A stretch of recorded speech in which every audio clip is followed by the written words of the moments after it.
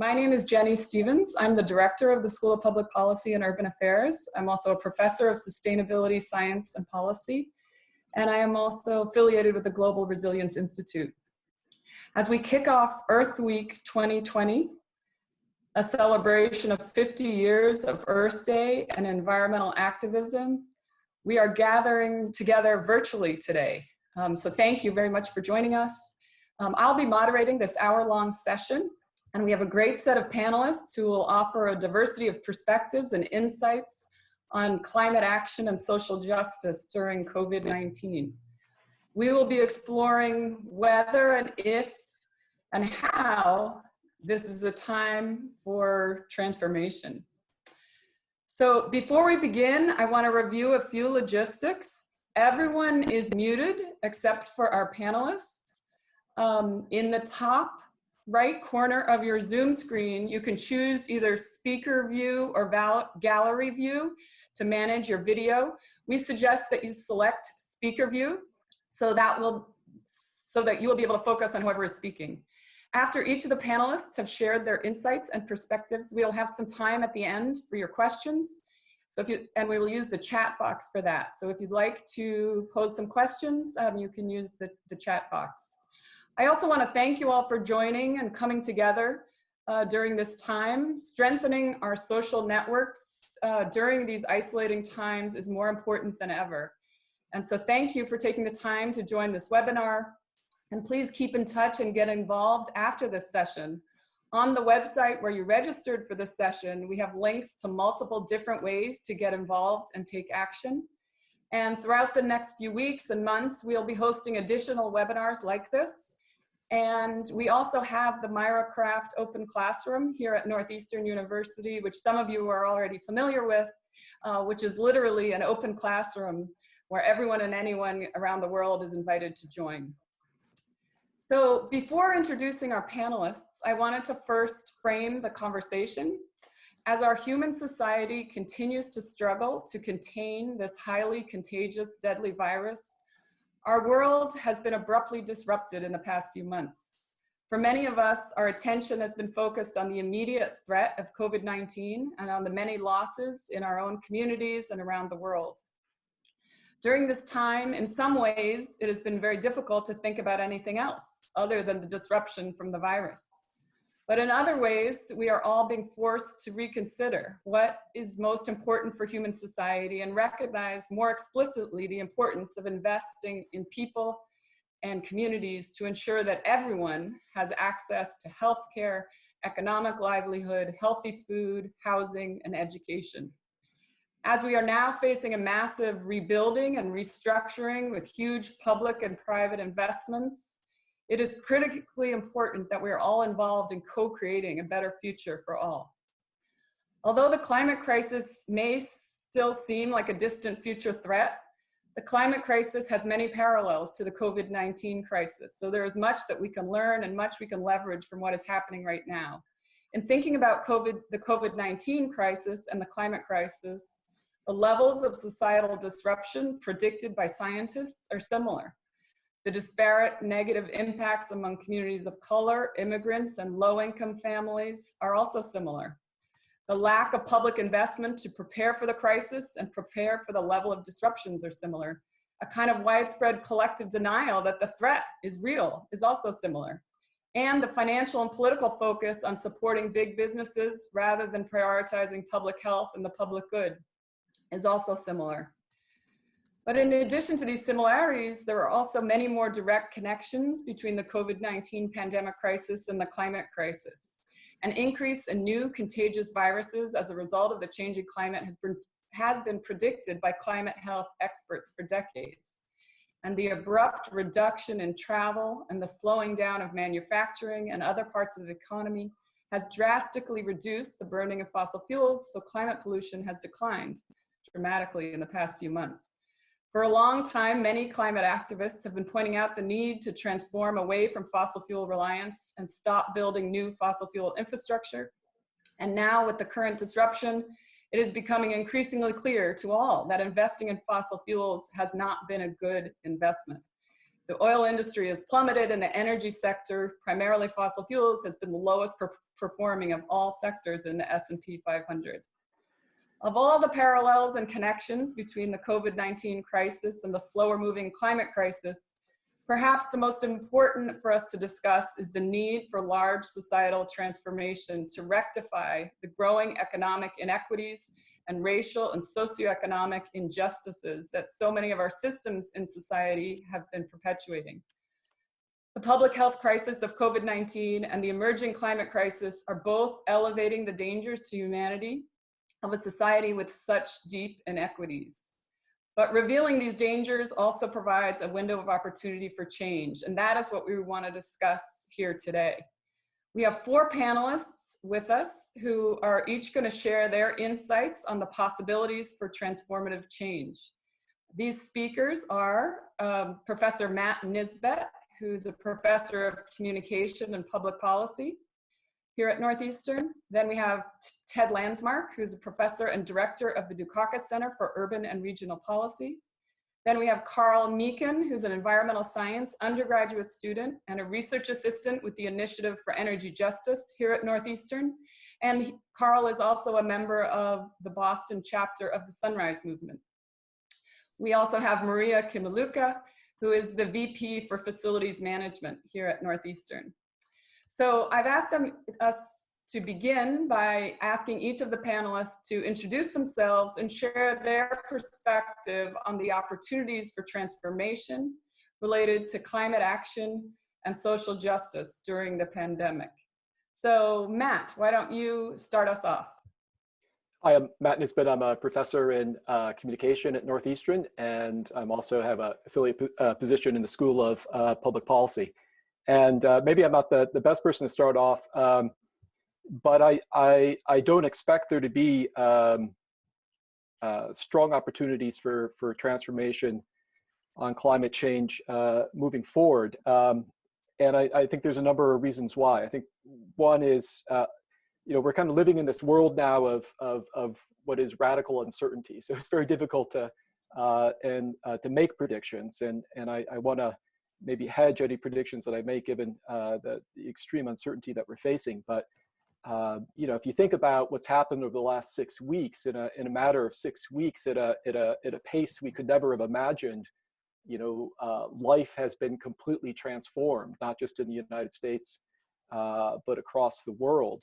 And in this case, I think the phrasing of the question, what are the opportunities for transformation on climate change during the pandemic?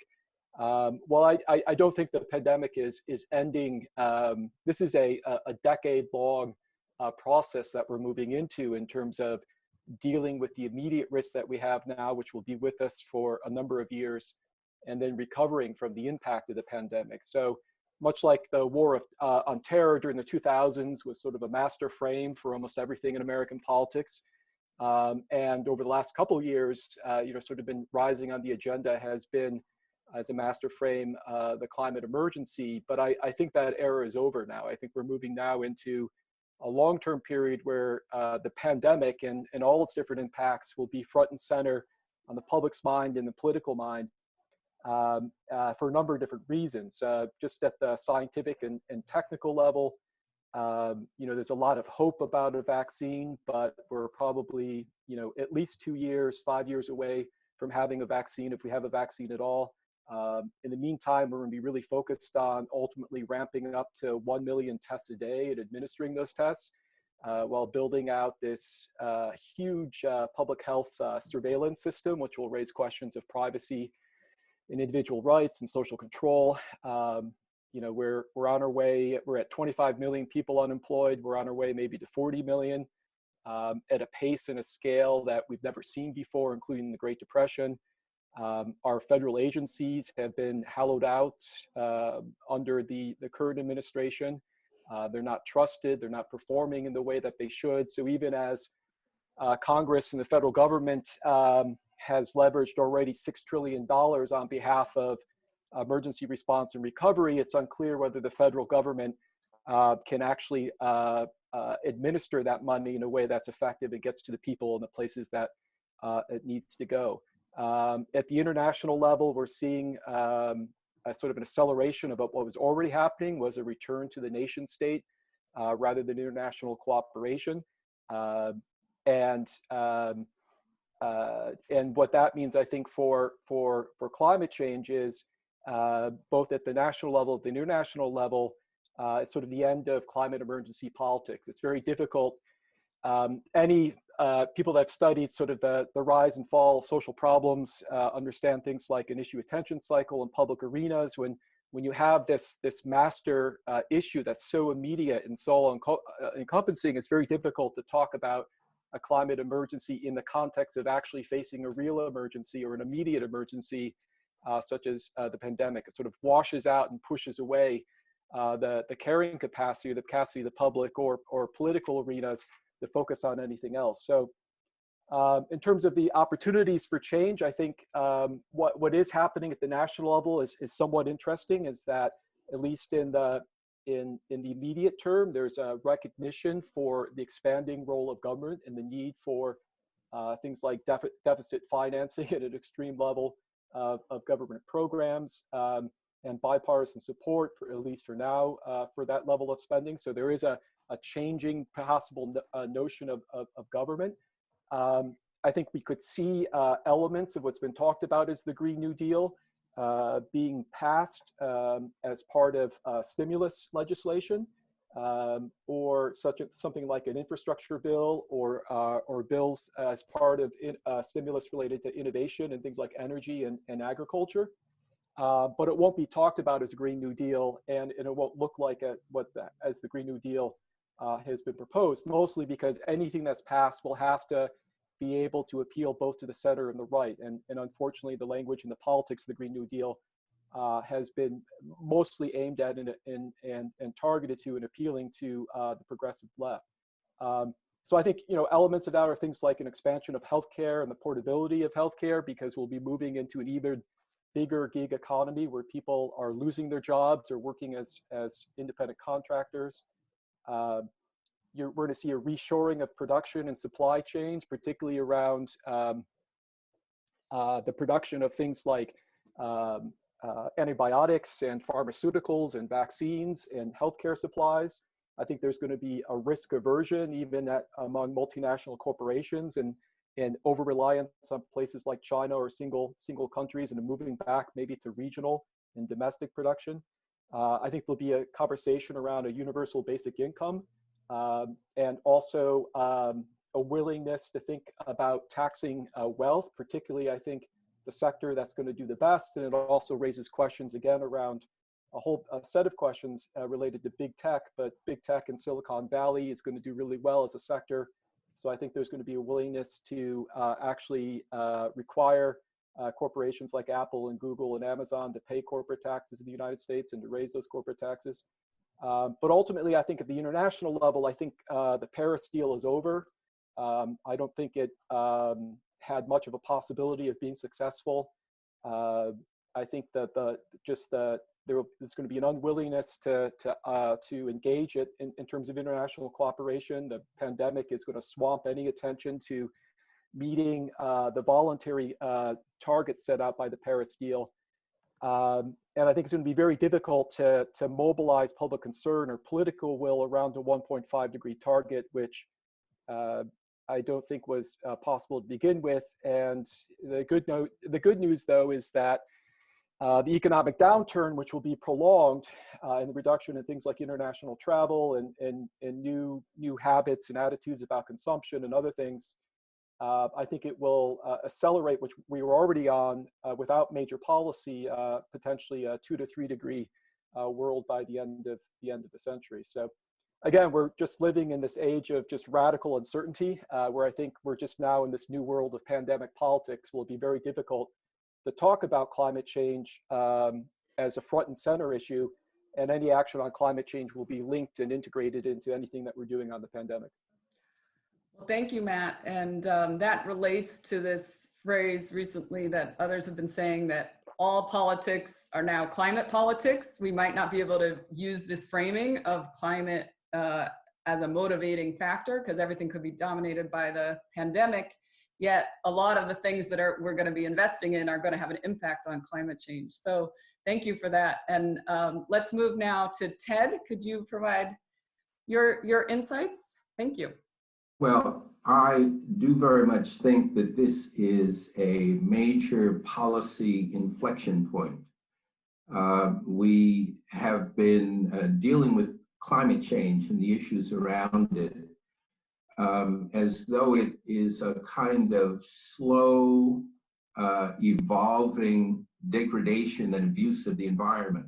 And that's permitted a lot of people to really be in denial about how the effects of climate change are impacting on our daily lives. But what the pandemic is doing is to put front and center a set of issues for us that doesn't feel so much like a slow environmental death as it feels as though if we don't change our behaviors and if we don't change our policies, any one of us at any moment could die quite quickly. And that in fact, the issue before us is an issue of our values. What do we consider most important? We found in the pandemic that we are basically stripped down to what our core values may be and what our core issues may be. And clearly they relate to housing and healthcare and how we care for the environment. Supply chains are affected, transportation, youth employment, education, all of those issues have suddenly become front and center because of the pandemic. And what the pandemic has revealed more dramatically than anything else in most of our lifetimes are really the gross inequities and the social injustices that exist. So we see in Boston, for example, that even though we were able to distribute thousands of Chromebooks to our students in order to enable them to learn at home, many of them live in environments where they don't have ready internet access. And so hardware doesn't solve the issue of how one goes about learning in the face of a crisis. So we're dealing with fundamental issues of our values, how materialistic we are, and how we care about our communities. And as academics, we have had to take a hard look at how we do our research, how we share our knowledge, and how we engage with communities in ways that are really most beneficial to the people who need our services the most. So from my perspective, if a pandemic were to happen, it is happening at a moment where policy discussion across the United States and across the world is really being focused on national elections, which will take place later this year, and what the core issues are that are raised in those national elections. And this is a moment when we see that policy is really made from the ground up, that successful interventions are appearing from the neighborhood level up and not necessarily from the national level down. And that those of us who are involved in thinking about and then engaging with reshaping policies have a moment where we need to step forward to very fundamentally engage in activism that changes policies, not only to address the immediate issues of the pandemic, but the larger issues of the way in which we live within our world. Great, thank you, Ted. And that reminds us that we are celebrating 50 years of Earth Day, and which is all about global environmental activism and this ground up prioritization that we have an opportunity to engage with right now. So thank you. Carl, if you could provide the student perspective and youth perspective. Thank you. Yeah. Hi. So as Professor Stevens said, I'm a research assistant in the Initiative for Energy Justice, and I work with Sunrise Boston as well as the new Sunrise Northeastern Hub. I'm really excited to be here and be a part of this conversation, and hopefully I'll be able to represent one aspect of the student voice. So I think the pandemic has exposed and increased a lot of the vulnerabilities and inequalities in our society. We're seeing really disparate impacts of coronavirus across different communities and geographies. We're seeing huge outbreaks in New York prisons and ICE detention centers, and weak responses to those outbreaks. We're seeing low-income zip codes have much higher rates of infection and death than the general population. And I think we're seeing even more than usual the weaknesses of a healthcare system with private and employer-based insurance. Our healthcare system operates at its limit normally, and I think this crisis is showing that we're only as healthy as the least insured person in our society. So any vulnerability that existed prior to the pandemic is worsened by it, just like with climate change. The government response to both crises, as Professor Stevens said, has also been really inadequate.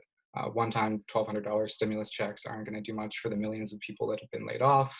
And for that matter, they're not going to do much for students who are in precarious financial situations but are listed as dependents. And in the case of healthcare, free testing doesn't really do much if treatment for this and for other associated medical problems isn't free.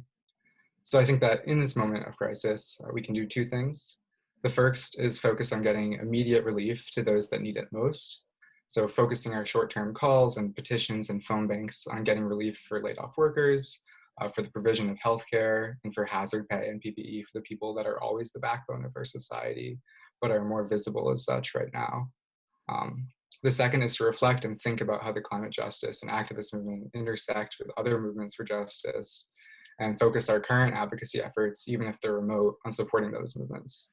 And I think one model for climate advocacy that addresses the root causes of vulnerabilities and acts to reduce those vulnerabilities is the Green New Deal, which is way broader than just reducing greenhouse gases. There are provisions for workers' rights, for racial and environmental and energy justice. And I think the current crisis highlights how interconnected those issues are.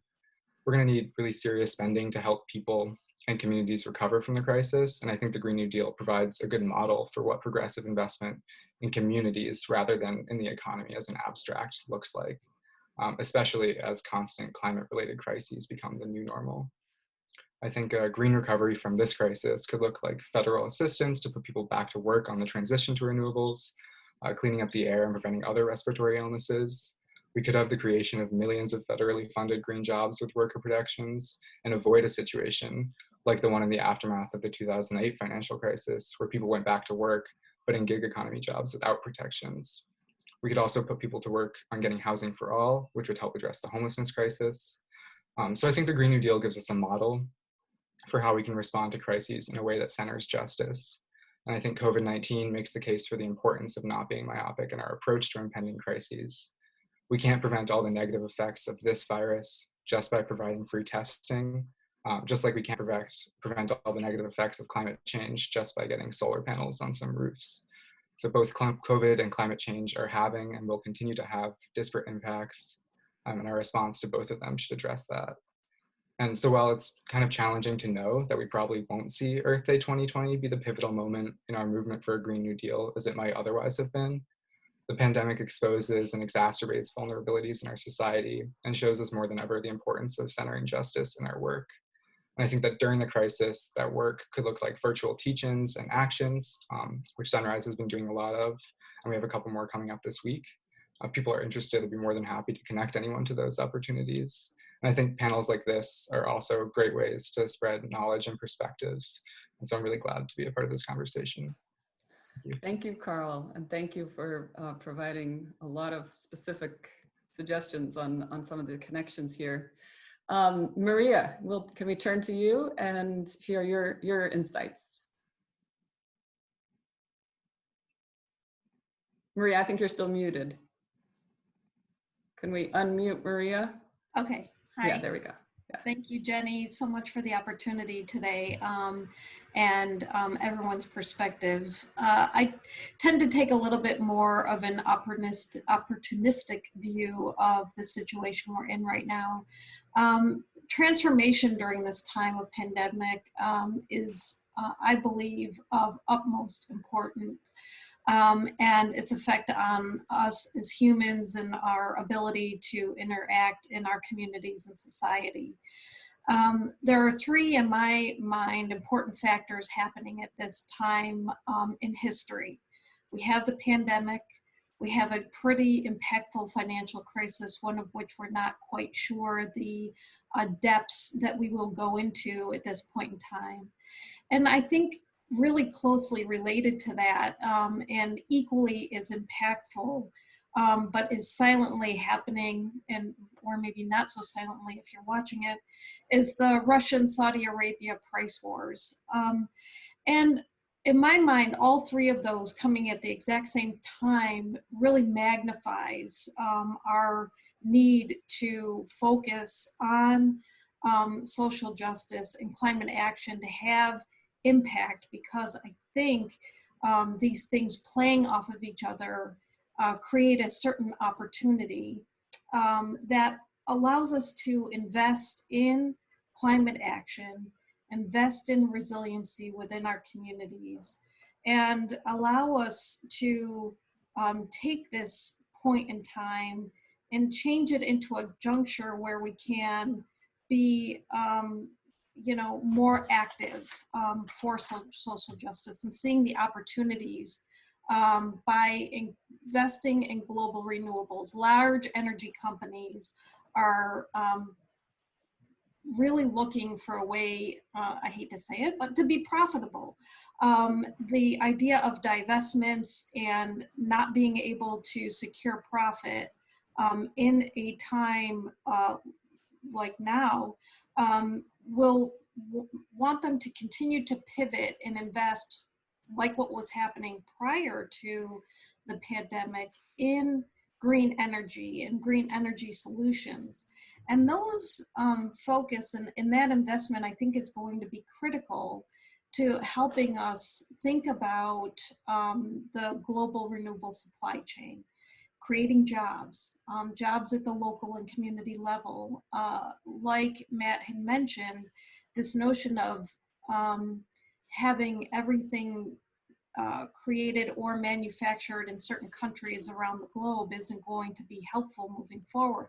We need to think about how we can stand up these opportunities locally and create this level of resiliency for our societies and our communities, where we're creating jobs, we're driving economic value, and having an impact on the environment. And so in my mind, it's like creating macroeconomies to build resiliency and strength so that we can move forward. And the current crisis is rapidly pushing the most vulnerable societies into poverty, furthering the need for sustainable development and goals. And I think even though the federal government and at the highest levels are stepping away, there's a lot of activism at the local level. And I think that that's ultimately how we're going to get there, pushing at the local level on sustainable and resilient and transformative climate action policies. Great. Well, thank you, Maria. Thank you all for those valuable perspectives. And I want to ask you all to reflect briefly on the roles of different institutions and different parts of society in facilitating a transformation to a more just, equitable, and sustainable and resilient future. In particular, each of us are part of higher education, and we each have different roles here at Northeastern University, which is a large university here in Boston. And as we see the challenges in the public sector, governments at every level, and we see the challenges in the private sector, there seems to be a unique role for nonprofit, mission-driven organizations, including higher education. And so I was wondering if you could each provide briefly insights on opportunities for higher education to contribute to some of the social, political, as well as the technical changes that are happening. So maybe we'll just follow the same order. Matt, could you start us off? Sure. Yeah. So I'm finishing a book on the battle of ideas over big problems like climate and pandemics and the impact of Silicon Valley and big tech on our lives. And so I've been doing a lot of reading among intellectuals on the left and the right about these issues. And one of the more interesting books I've come across that came out a couple months ago is by Yuval Levin. It's called A Time to Build. Yuval Levin is a political scientist who's at the American Enterprise Institute. And he has a interesting kind of problem framing around, why it's so difficult for us to tackle these problems. And what he relates it back to is that we've allowed our major institutions in society to weaken and decay, and they the federal government down to our communities, but also including our universities. And because our institutions no longer perform in the way that we expect of them, it leads to a lot of distrust, a lot of disillusionment, and a lot of alienation, and also the rise and enabling of populist leaders on the left and the right who don't want to build up institutions but want to tear them down. And he compares what's happened is that our institutions, including universities, are no longer institutions that sort of mold and guide us, where we come together around sort of shared norms and shared goals, but they become sort of platforms for sort of individual achievement or ambition or performance. And I think the best thing that higher education can do, and all of us as faculty members, again, this is the approach that I'm taking. This is a time, I think, for sort of deep reflection and questioning of assumptions and rethinking of goals and priorities. As I see higher education and looking at the literature on higher education, and through my own experience as a professor for nearly 20 years now, or being in higher education for 20 years, I see kind of two strands of hyper individualism that makes our universities no longer fulfill their roles, whether it's and play fulfill their function in society. And I think that the first strand is sort of a free market individualism, where our universities, from faculty to students, have become hyper competitive, and to the point that there's major mental health problems among faculty and students that we're all aware of. It's very difficult to deal with. There's an imbalancing of emphasis on campuses towards STEM fields, which are important, but often at the neglect of humanities. And humanities is where we teach and we form students in terms of their moral education of what it means to be human, and to apply ethics and guidance to how we use science and technology or make political choices. But on the other hand, I think there's also sort of a progressive hyper-individualism in the direction of a sort of a moral activism, where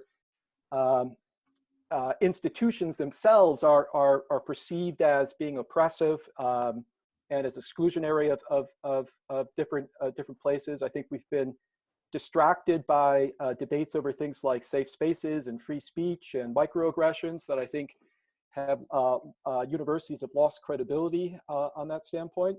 And in the face of something like a pandemic now, we really truly are thinking about safe spaces on college campuses. And I think it puts not only on those issues, but a lot of things, how we perceive risk, and we live with a different type of risk in society. So I think ultimately for higher education to play its role relative to these big, huge problems that we face, I think this is a period now where we can all, as faculty and students, reinvest in our institutions to try to think about,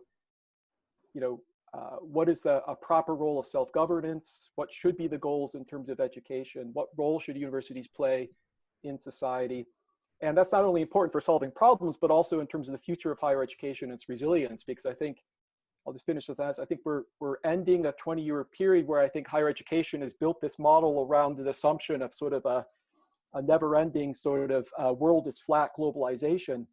And I think that model, I think in terms of relying heavily on international students for tuition, a lot of international travel for students and faculty, I think that's all coming to an end, at least for the next 5 years at least. Again, I think a lot of that is so dependent on having a vaccine and things that we don't control. So I think there's, the biggest thing we can do in higher education is really work together on making higher education as an institution or university stronger, and in the process engaging in a very sort of critical reflection and an open debate about what should be our goal and our purpose. Great, thank you. Ted? I have the great privilege of serving on the 5-person board of Boston Planning and Development Agency, and over the last 5 or 6 years, we have invested over $40 billion in Boston in new building and in economic development and in training. And that ought to give one a sense of real authority in the ability to intervene in neighborhoods and communities. But I would have to say that as we've made those investments, and as we see the tax revenues from those investments flowing out into the communities in job training programs and after-school programs and a number of things that we could never do before. We also periodically have to encounter the value systems that underlie how one goes about improving the quality of life in neighborhoods. And one of the things that a university can and indeed must do is encourage a kind of discourse that involves not only the academics within the community, but the community within which the university sits.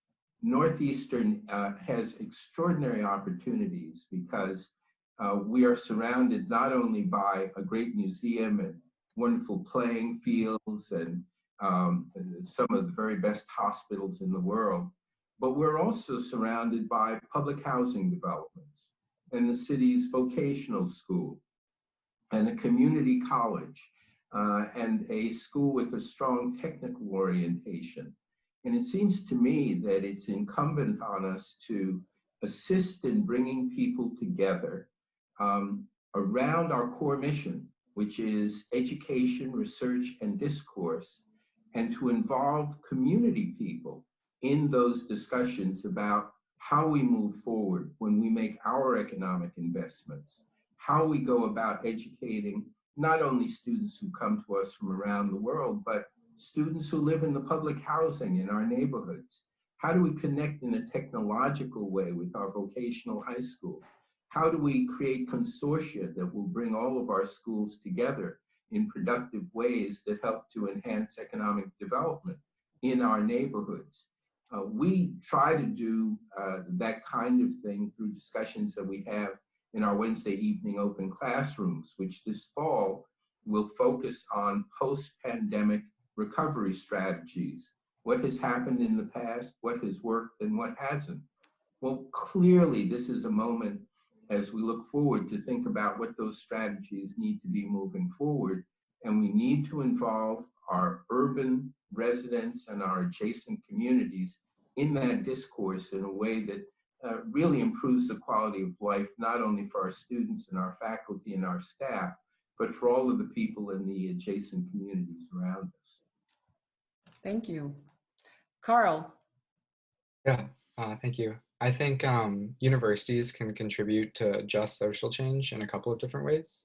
In the current crisis, universities in general and Northeastern in particular have a lot of resources that could go a long way in providing relief to those directly impacted by COVID. It was great to see Northeastern house medical workers and first responders that couldn't go home due to having high-risk relatives.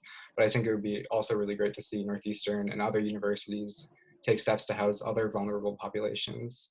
For example, people experiencing homelessness who are at risk because it's impossible for them to comply with social distancing requirements.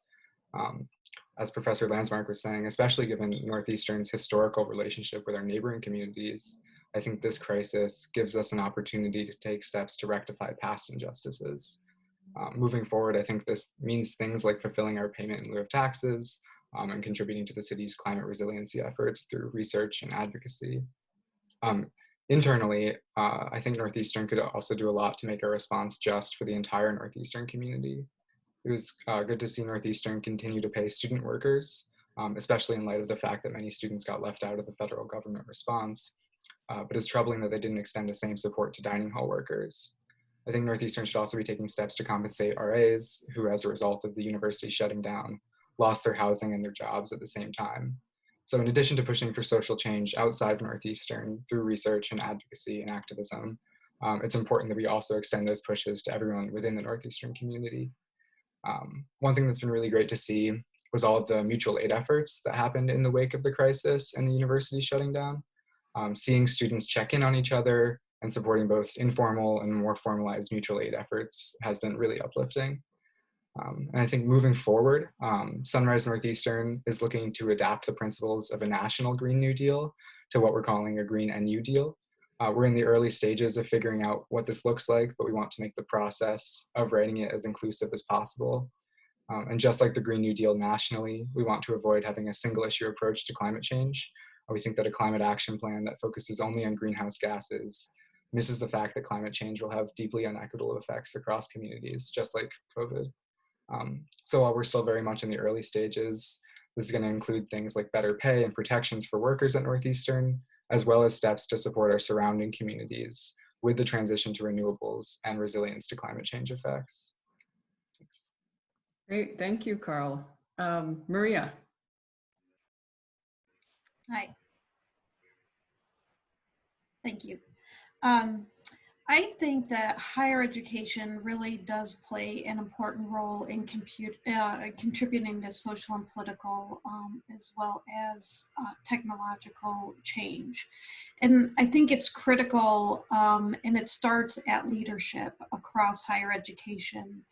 And while Professor Nisbet had mentioned that we're at a point where higher ed, I think perhaps for a period of time, has gotten lost in potentially its core values of educating across society and not being specific to potentially a bottom line. And I'm going to talk a little bit about my role specifically in higher education and kind of draw a parallel to that. So I oversee facilities on this campus, and I've been on other campuses where I had a responsibility for all of the buildings and grounds. And as it's important for me in that role to have values that drive impact to the local community, to the advancing of the greening of the campus and the technology used in the effort to drive that and move towards a more green campus. And so when I speak to that, I'm saying it's important that we develop and engage in a way that has impact to the community. I have certainly recently worked to establish a program where we're working with the community college and the technical colleges within and around the university in Roxbury, and hiring and creating opportunities and hiring individuals in the community to come in and create a pipeline for opportunity that may not necessarily be focused on STEM or others, but maybe the trades, and having an understanding and opportunity to, as technology advances, connect these members of our community to opportunities for a different type of education that allows them to have impact on the built environment through smart cities or smart building technology.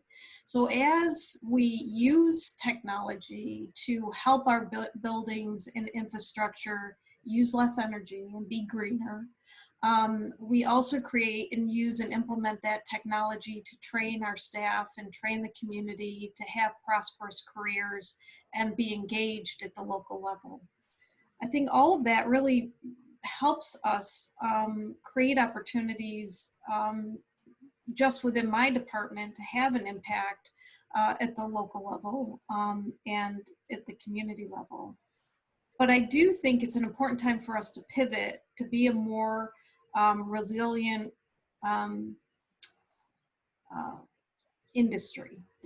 And what I mean by that is individuals like myself, and I do often speak at large conferences around energy, we have an opportunity to invest, divest in areas that are most critical. So if we were to take, for example, the United Nations Sustainable Development Goals and just weave them into our fabric, we could have impact at such a wide span across society. And Northeastern being a global campus and members of global communities, not just at the local level, but through partnerships in industry and business partners, I do believe that our impact could be widespread. Great. Well, thank you all. And we do have time for a few questions. I'm just going to reflect on the comments that were just made. Also, that our audience today is not all Northeastern community. We have some in the Northeastern community and also broader international and national audience. So, so hopefully the comments related to the specific university that we're representing, that we're part of, are relevant to other institutions and to other higher ed and other nonprofits around the world.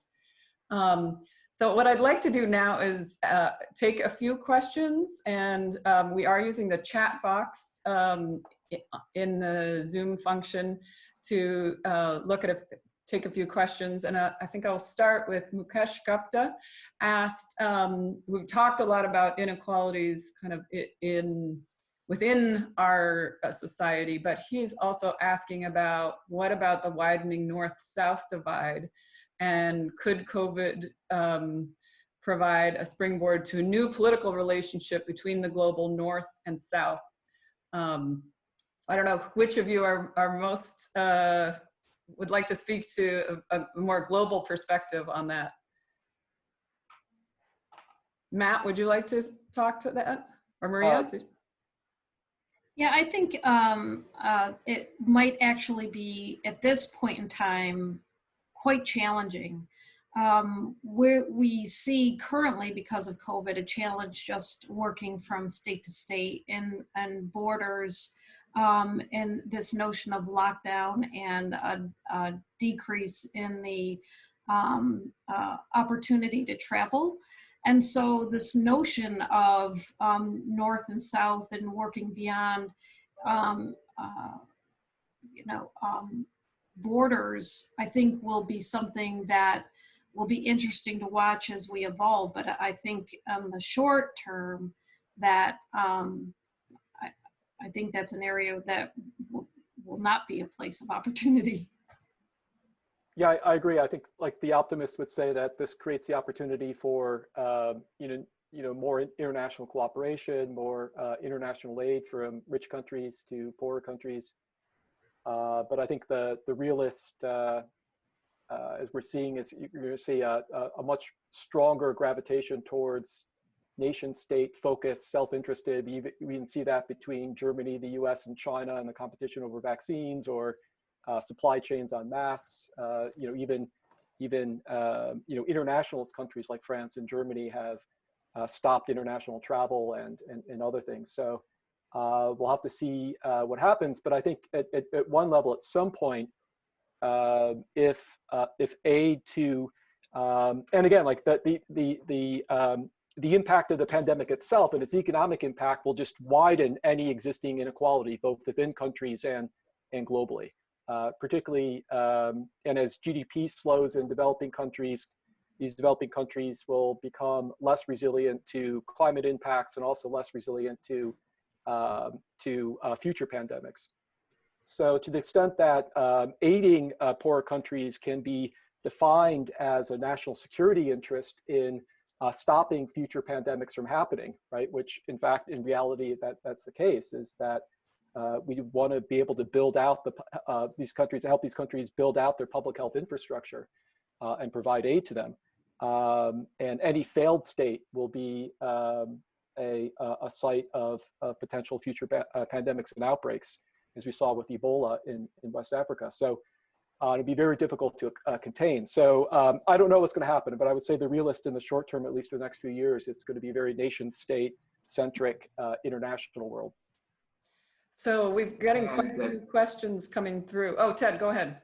Yeah, no, I would just add that one of the things I learned on college campuses during the civil rights movement and the anti-war movement is that people who had been there before didn't necessarily direct us as to what we should do as activists, but they gave us guidance as to what had not worked. And to the same extent, I think it's really important for developed nations in the North to talk openly and honestly about what doesn't work in terms of development, in terms of healthcare, in terms of trying to provide levels of social justice in the Southern Hemisphere in a way where people don't replicate the same mistakes that we have made in our society. Yeah. So as I said, we're getting multiple questions and we won't be able to get to all of them, but I do want to pose a couple of other questions that have been asked. One is, what do people see the future of renewable energy and renewable energy deployment, and how is that being impacted? And also then, what about the, I guess this would be a separate question, the presidential election coming up, and what are the opportunities for change and possibilities there? Obviously, those are two separate questions. They're both, and they connect with a couple of different questions that have been posed in the chat. Carl, do you want to respond? Sure, yeah. So I think in regards to renewable energy, obviously we saw close to 25 million people file for unemployment. So I think that it's pretty obvious that to get out of this crisis, we're going to need a massive federal jobs program. And I think a green recovery to this crisis, like I said, could look like using a massive federal jobs program to put people to work on the transition to renewable energy, to put people to work making our communities more resilient. So I think that, you know, while obviously this is a really big tragedy, like it does provide an opportunity for us to have a real progressive stimulus package that invests in our communities and gets people to work on transitioning to renewable energy. In regards to the presidential election, I think that hopefully we will see a shift. It's kind of disappointing that neither of the two major party candidates, or at least the probable major party candidates, support healthcare for all, which I think is really essential in this crisis. So, you know, that's been disappointing to see, but hopefully, you know, through activism, we can see a shift in those perspectives. Anyone else want to respond to that question? Well, yeah. A lot happens between here and the election. We're still 7 months away. Yeah, it's a lot. I think in the short term, I think obviously the crisis in the oil industry can advantage the renewable sector, oil and gas industry. I think you know, anything that comes out of federal legislation and it will be in some type of stimulus that will look at the renewables industry and energy innovation generally as helping economic growth. So I think that's the place to look. In terms of a jobs program, I think there is an opportunity for a jobs program, not around green energy, at least in the near term, but around public health. You know, they're talking about trying to administer 1 million tests a day to do testing and tracing. It's a huge technological challenge, but it's also a huge manpower challenge. So putting people to work on behalf of public health at the community level, I think that's where you're going to see a jobs program, but also a lot of money going into training and careers and education and public health generally. Yeah. Okay, so I want to, we're getting close to the end and we're going to end promptly at 2. I want to provide this opportunity to ask everybody to offer one kind of specific, tangible, optimistic suggestion related to activism and action that people can take. Just reminding everyone, you know, we're kicking off Earth Week, celebrating 50 years of Earth Day. And I think we want to make sure that even though we're all in our physical isolation right now, we want to prevent us from, we don't want to let that prevent us from leveraging our collective action to co-create a better, more equitable and resilient future. And obviously here we've heard diversity of perspectives on including some projections into what might happen. Obviously, as Matt mentioned at the beginning of us, none of us know what will happen, and we all actually have more agency than we think to contribute to what might happen. So what I've asked each of the panelists to do, and I'll also offer a simple concluding statement kind of about something specific suggestion of what we think is really important to leverage and motivate transformative change toward a better future for all. And based on my own work and my forthcoming book, I would say that one of the most important things that we can do is to diversify who has power and support more anti-racist and feminist leaders. Leadership is critical, and during this COVID-19 crisis, we have seen that the leaders at every level who embrace anti-racist and feminist principles have been more effective in containing the virus than more traditional leadership. So, and similarly with climate justice, we know we need to support more diverse leadership to prioritize anti-racist and feminist principles into our climate action plans. So I'm going to just go through each of the 4 speakers, and we'll conclude with each person suggesting one specific suggestion they want to share to conclude on. And thank you all for joining. Matt, go ahead. Yeah, so this is an amazing time in American history where everyone on the left to right ideological spectrum is talking about ideas for making America stronger. And as I scan that spectrum, I see a lot of shared overlap and opportunity for agreement. It won't look or sound or be labeled like most of us are used to, but I think there's real opportunity. I think the best thing we can do right now is to take this moment to sit back and really critically reflect on our own assumptions and try to read and engage as widely with ideas on the left and the center and the right as possible, and from a variety of different perspectives, and use this time for reflection and discussion and dialogue with others, and to break out of our own ideological echo chambers, because we'll all have to do that if we are going to move forward as a country. Thank you. Ted? It's important to connect with local media and local information sources to help build communities in a way that are supportive. And also join us in the fall for the open classroom as we talk about post-pandemic recovery strategies and what might work and what might not. Great. Carl? Right now, I think we need to focus on supporting our immediate communities through mutual aid and pushing for a stronger institutional and governmental response. And then looking forward, we need to focus our advocacy on creating a more resilient society through protections for the most vulnerable among us. Thank you. Maria? Probably similar to what everyone else has said. I think it's important to make sure that the facts that you're getting are true. So, fact checking is very important, and reflecting on those facts, getting involved, make sure that you are involved in your local community and help in the recovery that's in front of us. And I think it's important to make sure that you get out and vote. You want to make sure that your voice is always heard, and voting is so important now more than ever. Great. Well, thank you all for joining us, and please keep in touch, get involved. As I said before, don't let the physical isolation prevent us from connecting and leveraging our collective action to co-create a better future and a more equitable and resilient future for all. We do, as we mentioned at the beginning, on the website where we registered for this seminar, we do have other links of ways to get involved. And for those of you who are here at Northeastern, we are kicking off a climate action planning process. And there's some links and information about that. So keep in touch, and thank you all. And thank you for all the great questions. And I'm sorry we didn't have time to get to them all, but we will, we'll continue this discussion, and thank you.